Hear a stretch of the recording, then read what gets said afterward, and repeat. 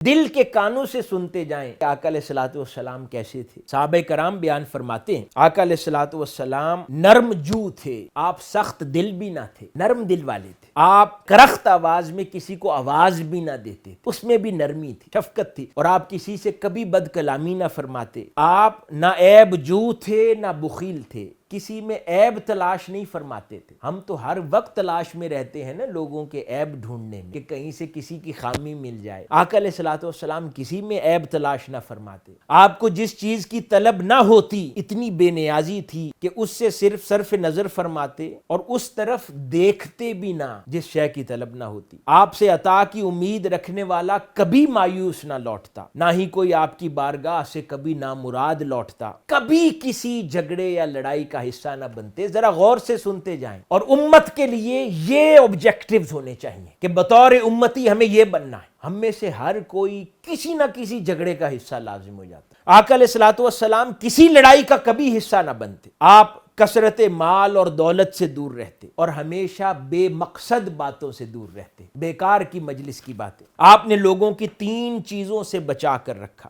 آپ صرف وہی کلام فرماتے جو باعث اجر و ثواب ہوتا اور مبنی بر خیر ہوتا، اس کے علاوہ کلام نہ فرماتے۔